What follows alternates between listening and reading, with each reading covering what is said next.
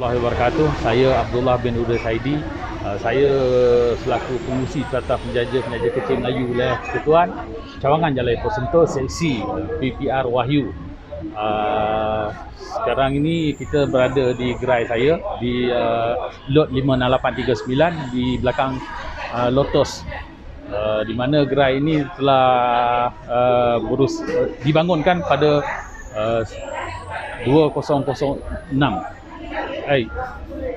2016, sorry. Sebab gerai yang pertama dulu duduknya di belakang EcoWorld, di mana EcoWorld telah mengambil alih kawasan itu dan kita dipindahkan ke lot 56839. Kita bermula operasi niaga daripada pukul 7 pagi hingga ke 3 petang dan untuk makan pagi dan sarapan tengah hari. Dan di samping itu juga kita mengadakan jualan nasi lemak dari antara pukul 4 petang sehingga pukul 9 malam. Dan diikuti oleh rakan-rakan seperjuangan saya dalam bidang meniaga. Kita ada sate, kita ada burger, kita ada roti john dan juga cendol, di mana penduduk PPR Wahyu kita kumpulkan dalam satu tempat, kita kongsi rezeki bersama-sama untuk menjalankan aktiviti perniagaan dan memberi perkhidmatan kepada penduduk-penduduk di PPR Wahyu untuk memudahkan diorang mencari makanan.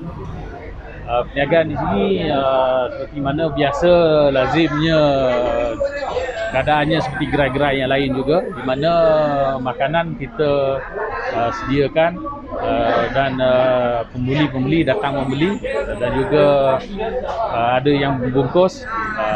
Cuma kita tidak ada mengadakan masakan panas seperti tom yum, kerana itu melibatkan tukang masak yang perlu diimport daripada Thailand. Kita tak anjurkan begitu.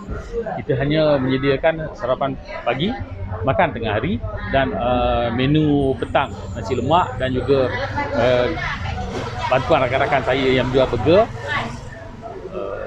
sate dan juga roti john,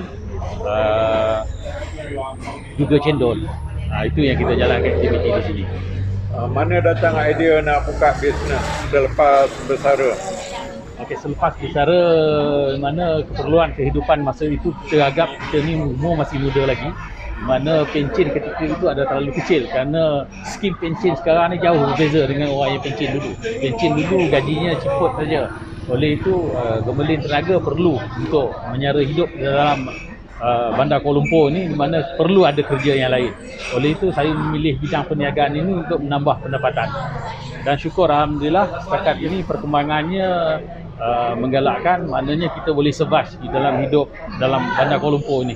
Di samping tawaran yang diberi oleh DBKL, kita duduk rumah PPR dengan kadar sewa RM124 sebulan amat membantu untuk menaikkan ekonomi golongan Melayu yang berada di dalam kawasan Kuala Lumpur. Peringkat awal tu belajar dari mana tentang ilmu berniaga?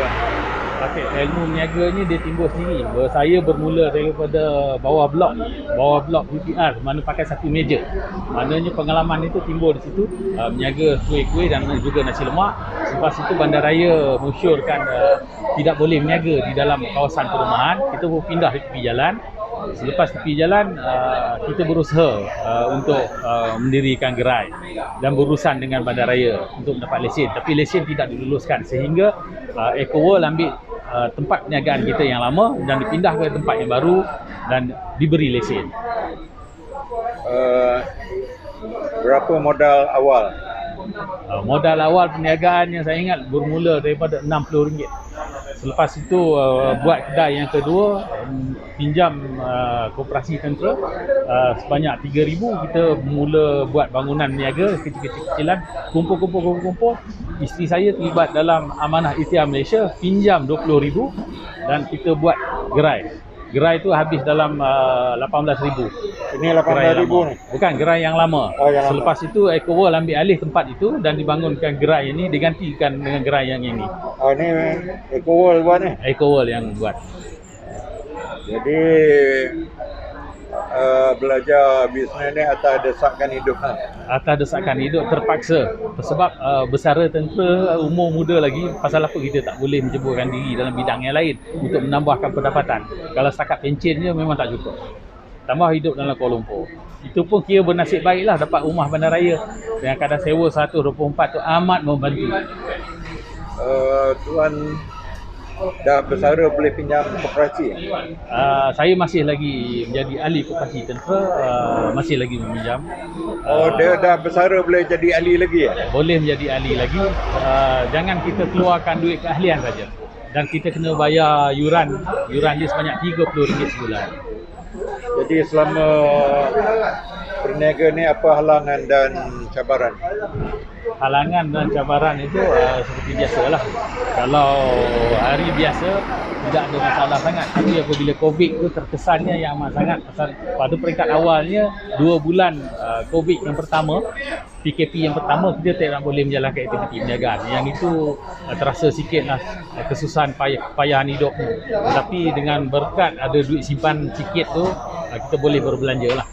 Dan sekarang ni syukur alhamdulillah kepada kerajaan kerana COVID kita pun telah beransur berkurang dan diberi kesempatan untuk berniaga menjalankan aktiviti perniagaan. Terima kasih Tuan.